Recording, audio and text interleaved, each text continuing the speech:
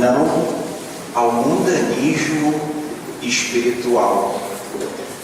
Quando nós hoje somos convidados a meditarmos através das palavras do Papa Francisco esse tema, é interessante, primeiramente, nos determos naquilo que o Senhor acabou de nos dizer através do seu Evangelho. Toda a lei e os profetas dependem desses dois mandamentos. Toda a lei, tudo aquilo que aprendemos do Antigo Testamento, tudo aquilo que os profetas nos disseram, tudo aquilo depende desses dois e aparentes, simples mandamentos que Deus nos deu. E quando nós pensamos nesses mandamentos, nós vemos, na verdade, aquilo que é o coração da nossa fé, aquilo que não pode faltar, aquilo que é de fato o essencial para todos nós cristãos católicos. E o tema de hoje é um tema extremamente desafiador para nós. É a terceira tentação dos agentes de pastorais que o Papa Francisco menciona. E é curioso que ele nos coloca primeiramente diante do que é o mundanismo espiritual. E talvez nós até pensemos que, só de ouvir essa expressão, pensemos que é algo das pessoas que estão lá fora, das pessoas, como nós dizemos, que vivem no mundo. Mas deveríamos nos perguntar, o que é, então, esse mundanismo espiritual? E o Papa Francisco nos diz que o mundanismo espiritual é quando nós fazemos tantas coisas da igreja, atividades pastorais, hábitos religiosos, só que no fundo nós não buscamos a glória de Deus. Nós buscamos a glória humana e o bem-estar pessoal. E se nós formos olhar bem o que o Papa Francisco nos diz, nós veremos que todos nós, como dizemos popularmente, temos culpa no cartório. Todos nós nos sentimos atingidos pela palavra do Papa Francisco. Porque todos nós podemos estar aqui simplesmente por um bem-estar pessoal. Tanto é assim que quando não nos sentirmos bem, vamos embora. Não é assim? Nós condicionamos a vivência da nossa fé ao nosso bem-estar. Se não gosto mais da homilia do padre, vou embora. Se não gosto mais da pastoral tal, não quero mais ver a cara de dona fulana, vou para casa. E no fundo, pensamos até que estamos agindo corretamente, mas na verdade estamos todos nós impregnados desse mundanismo espiritual. Quando na verdade fazemos aparentemente coisas boas, belas, corretas, vivemos aparentemente de forma fiel à nossa fé. Mas quando procuramos lá no fundo o sentido, a intenção com os quais fazemos tudo isso, descobrimos que na verdade é simplesmente para a nossa glória ou talvez para o nosso bem-estar pessoal. E quando já não nos sentimos mais bem, desistimos de tudo e de todos. E o Papa Francisco, citando um grande cardeal da nossa igreja, que foi perito do Vaticano II, o cardeal Henri de Lubac, ele diz: se esse mundanismo espiritual entra na igreja e impregna toda a igreja, ele fará mais mal do que o mundanismo moral. Porque nós podemos nos iludir, acharmos que a igreja está cheia, que está todo mundo vivendo corretamente a fé, mas por trás tem muita coisa mal resolvida. E o Papa Francisco então nos chama a contemplarmos como que isso aparece na nossa vida.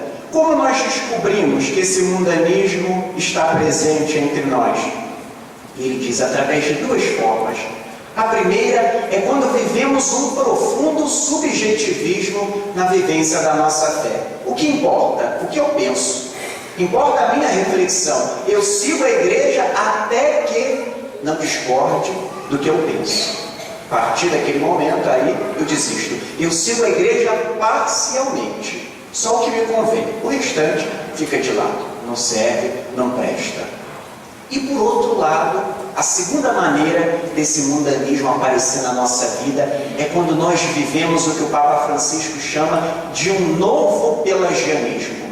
Quando nós nos garantimos nas nossas forças, quando nós nos iludimos achando que nós somos os mais fiéis, os mais corretos da comunidade e alimentamos cada vez mais o nosso ego, porque nós participamos da missa todo domingo, porque nós somos da pastoral A, da pastoral B, e vamos nos garantindo, não em Jesus Cristo, mas em nós mesmos, no cumprimento das nossas regras, das nossas normas, dos nossos compromissos, e aí corremos o risco de pensar que vamos entrar no céu, não porque Deus abriu a porta gratuitamente para todos nós, mas porque nós fomos fiéis e alcançamos o céu, porque nós somos meritórios.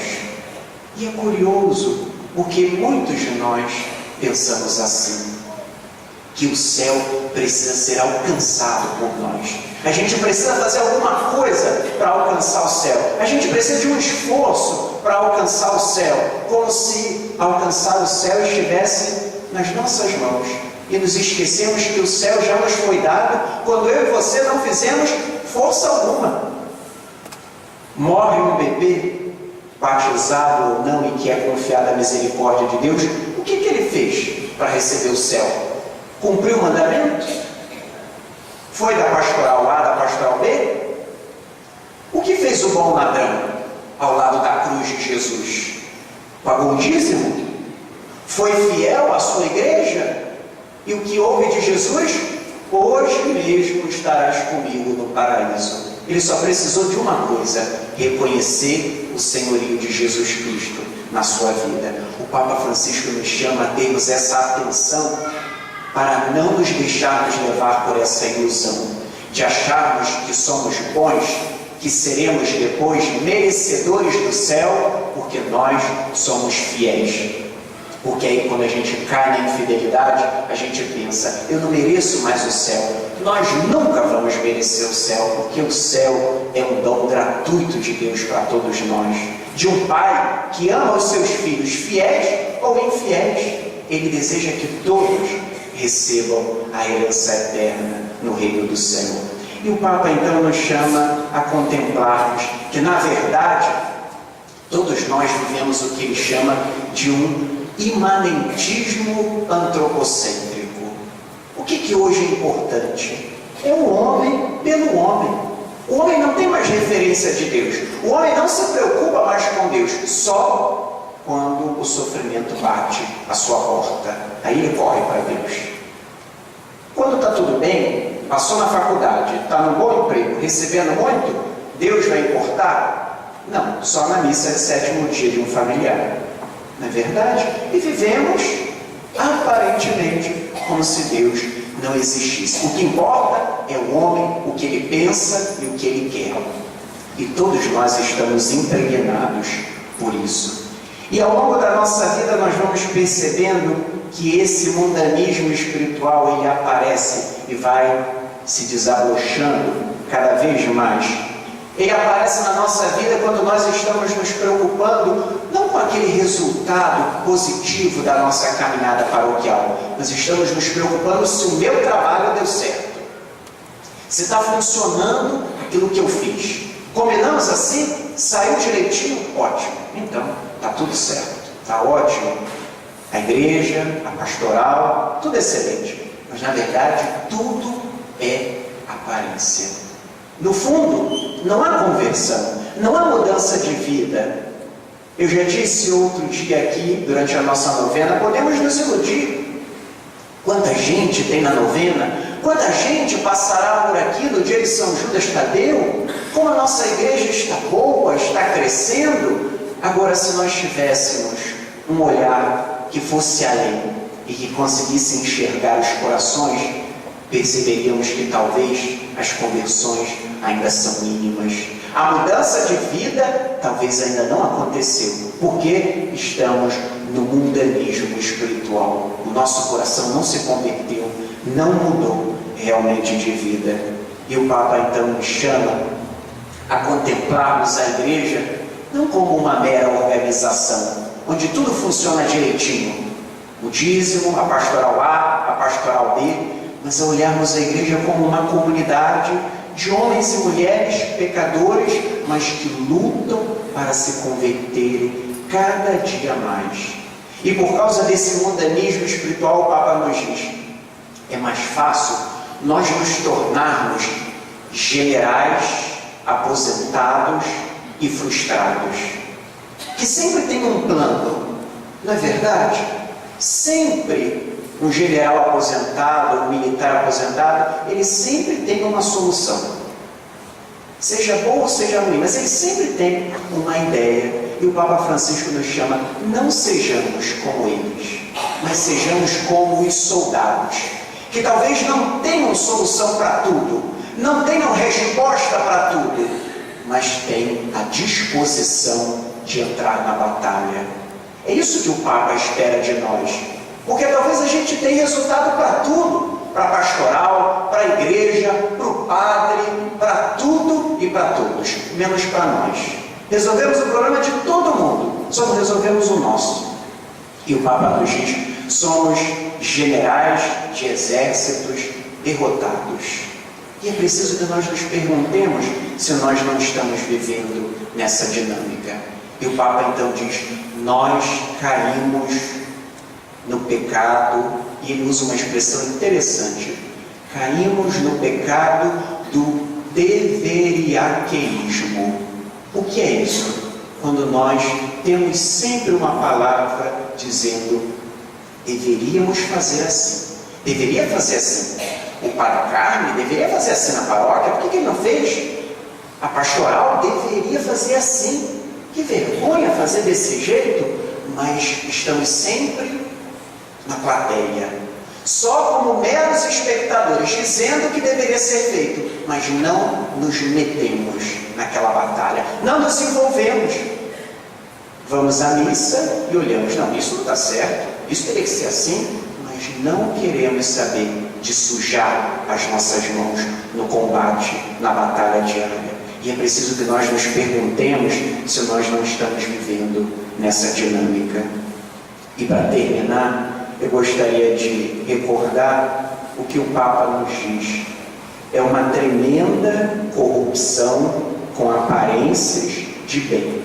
Podemos viver dessa forma, corrompidos na nossa fé, e aparentemente está tudo muito bem. Estamos indo à missa, estamos nos confessando, estamos na pastoral, mas dentro do coração ainda não aconteceu a verdadeira conversão a Jesus Cristo. E por isso não há ardor evangélico.